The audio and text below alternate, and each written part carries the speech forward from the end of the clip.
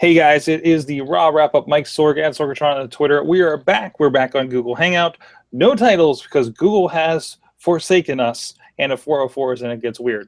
But I am here, Pittsburgh, PA, up in the Sorgatron Media Towers, up in the office here in Beachview, in Pittsburgh area. And with me, of course, from Poughkeepsie, New York, the one with the feature endeavor letter from the WWE. He is Mad Mike.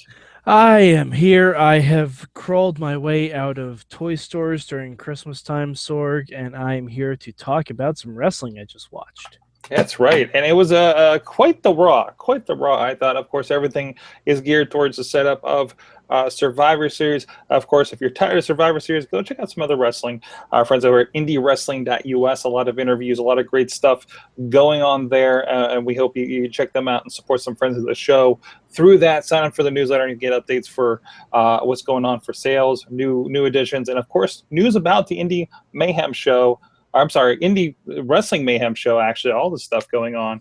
And we actually have a pretty cool thing if you're in the Pittsburgh area, that we have a mixer happening at Work Hard Pittsburgh, studio wrestling, and talk about some old wrestling. And we're going to talk about a little bit of a documentary that we're working on here and trying to gear up, and some interview footage that we've gotten so far. So, but Raw tonight, again, it's a very Survivor Series kind of setup. I kind of liked, it was a good, fresh match kind of night, that makes me love the Survivor Series, but didn't take away from the fact that I'm going to see Survivor Series matches. Like, we didn't get the obligatory, this is a mini Survivor Series match that doesn't matter with three-on-three people, just to remind you what a Survivor Series match is,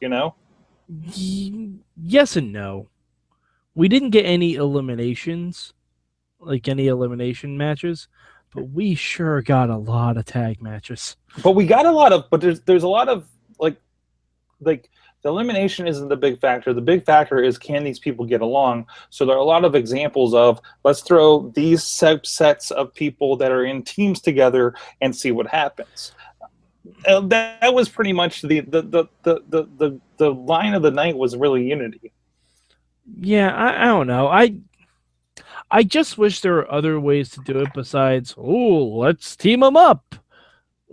I don't know, because I loved the segment with Jericho, Braun, and Seth where he gave them scarves. I thought that was great. Well, not everyone's going to be a winner, but I know, but again, as with everything, great concept. But let's stretch this out to 3 hours, right? Yeah, but between this Raw, between last week's SmackDown, between NXT, which is full of Dusty Rhodes Tag Team Classic stuff, I am overdosed on tag team matches, and they need to stop. Well, you're also digesting about 6 hours of television a week. Yeah, but I'm still overdosed on it, and we're going to get 4 hours of tag team wrestling on Survivor Series. Wait, is it 4 hours? Yeah, it's 4 hours. I don't know how they're stretching it to 4 hours. Oh man, I'm overdosed on tag team wrestling. Even Lucha had a 5-on-5 match this week. Tis the season, Mike, for tag team wrestling, and overstuffing on turkey and tag team matches. It is the season. But I mean, I don't know. I just feel like there are better ways to, they could have had a fun segment of team building exercises. I know, but we could have done something better than that. We could have, because guess what? The tag team thing where it was Enzo and Cass and the crew and the club against the crew somebody else. Yeah, I know. The crew somebody else. Rest in peace. Against Golden Truth and Shining Stars. Those people are on their team. That's not building, that's my whole problem with this stuff. That's not building team unity. That's actually breaking team unity apart. Okay, aside from that, but it's still hey, here's a match. And we also made the New Day lose. Also weird. Also a little weird. Yeah. I mean, come on. These guys are going on tag team champions for 450 days. Why would you have them lose right before Survivor Series? To a team that's not a team. It one to make Braun look devastating. Okay, but have Braun fight the Shining Stars. I'm serious. There've got to be other ways to do this. I thought it was interesting the way where they did things, and yeah, there's a little bit of that, but it is a little bit, everybody's part of a team, and that kind of threat of no, you guys got to work this out, or we're going to make some changes. But they didn't make any changes. No, they didn't, because I don't think anybody really imploded all that hard. But see, this is my problem with like the bait and switch stuff on Raw. Mm-hmm. Like, oh, if you guys don't work together, we're gonna make some changes. Like, They don't bother. Yeah, it's like setting up. Like, if I started the Mayhem show, and I said, Sorg, I have a really great joke to tell you about Impact. Then we go a whole 2-hour show, and I never tell you that joke. Why did I tell you I was going to tell you a joke? It's almost like entirely making campaign based on these allegations and pointed remarks and things you're going to do, and just at the first chance when there's a chance, just kind of ignore it and then pretend it never happened. I guess I don't know. It just bothers me. It bothers me. Well, like I know they have a lot to. I know they have a lot to. I thought we had good wrestling tonight. We had good matches. Yeah. You had different matchups tonight. If nothing else, this brought you different matchups tonight that I thought were kind of fun. Yeah, no, I'll grant you that. I mean, the wrestling was fine. I don't know. Just the build to this has been so weird because they keep saying it's for brand supremacy, but in the end, it's really for nothing. Right.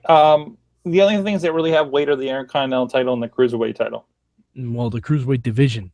Yeah. There's weight there. Yeah. Well, yeah, in that, but like out of the 3 Survivor Series team matches, I don't know what the harm would be to say out of the 3 Survivor Series team matches, whichever brand wins gets the final match at WrestleMania. I wonder if they gets the 30th spot in the Royal Rumble. And they didn't announce anything because I know they have this State of the Universe address that's happening after Raw that I didn't get the opportunity to see because I was like, is it really something I need to see? Are they just going to debate more after we just saw everybody fight at the end in the middle of the ring at the end of Raw? Yeah, I'm OD'd on commissioners and general managers too. A little bit. They all need to stop. Yeah, a little heavy. Need to stop, especially like, why is Shane on that team? Well, we got into that a little bit last week. I don't want to get that anymore. That's I know. Other than that, okay. Rest of Raw.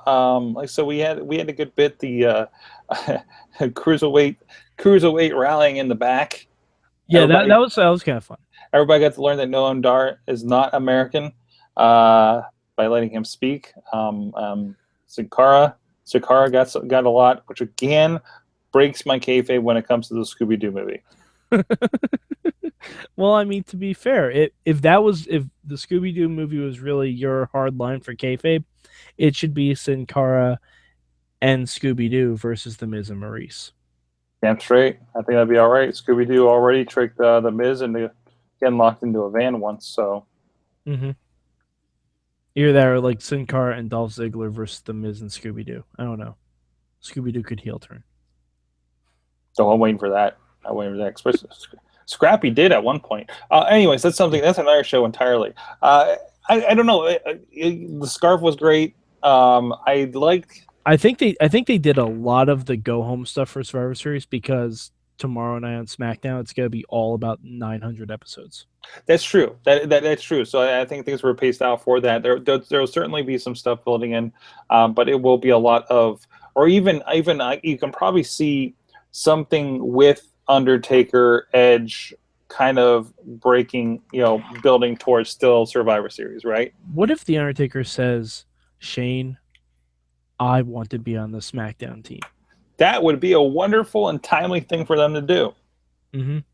Like, I don't know. Especially when you're lining everybody up and you kind of have your one-on-ones there and you're like, okay, Dean, this guy, Kevin and AJ, and Braun and Shane.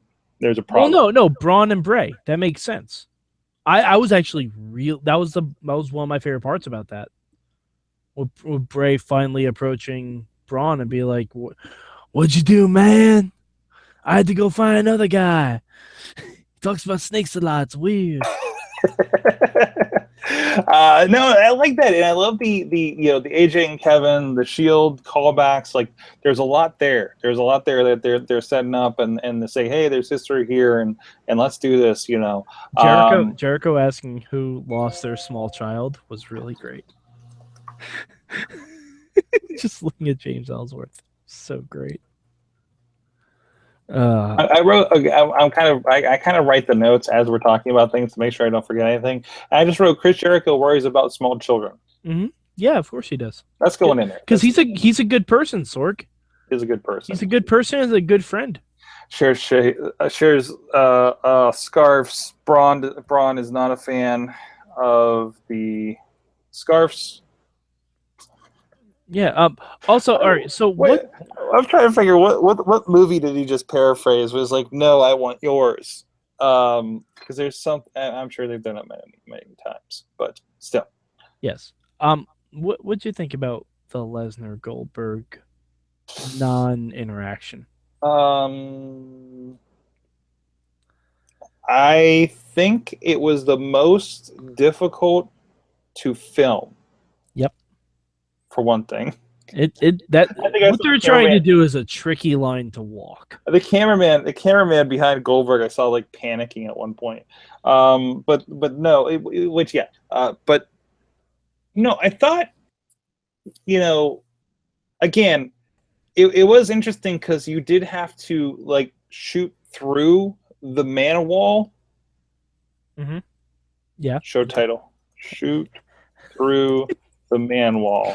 Don't Google that title. I should probably Google it before I post Don't Google that title. Do not do that. Just put it up there. Okay. But no. Well, I'm not like a terribly big fan of this matchup or anything like that. Again, I tweeted, I think the real Fantasy Warfare matchup is Braun Strowman and Zeus from No Holds Barred. I'm okay with that. I know you're trying to get a book for Lucha Underground, which is like, I love as our default. Oh God! Hey! It's like I feel like anytime we have a dream match, we just like poke at like Lucha Underground, like they're Santa Claus. Sorg, you know who the modern day Zeus is, right? Mil Muertes. Or Muertes? That makes sense. That actually makes sense. Yeah. And Katrina is scary. Can we get? I'm so sorry. This is such an offshoot from what this show is, but can we get like? Can there be like an El Rey special, and it's a movie in the vein of, because there's always these like masked wrestler movies, right? Like a lot of them have had that. Chris Jericho was in some of them. Like the Mil Muertes El Santo movie. But I wanted to play out. So you got Mil Muertes, and let's say not Prince Puma, but something that could be a Hulk Hogan equivalent. And they basically just remake No Holds Barred, but Lucha. Yeah, you know who that is? Machete. So just Machete is Hulk Hogan? Yes. And I'm not saying the actor Danny Trejo. I'll take it. I'm saying the character Machete. So just Machete and Holds Barred? Yes. Wow. Machete holds no barred. I know I screwed that up. I'm sticking with it. Make sure we need to Machete bars no holds. We need to tweet this. Machete bars no holds. Golden idea for the El Rey Network. God, this has nothing to do with Monday Night Raw. I'm so sorry. But you know why, Sorg? That's because Monday Night Raw didn't offer a whole lot except tag team matches. They were fun matches, but I liked it. So let's go into it. Generally, I liked Monday Night Raw tonight. I'm giving it a solid 245. Then again, I did watch it without commercials, so it helps a lot. By the way, when you're not getting the progressive commercial 5 times a night or whatever, or Popeye's chicken. Side note, because this is relevant to Monday Night Raw, I filmed a thing for Beyond the Menu yesterday with a local lady that cooks, I think it's soul food or like Southern food, and they said that their stuff is way better than Popeye's chicken. So just like that came up yesterday, and I kind of popped for it a little bit watching Raw, and they're always getting the Popeye's commercial. Anyways, better than Louisiana Fast. Sorg. This isn't about Popeye's chicken. Rest in peace, Glenn.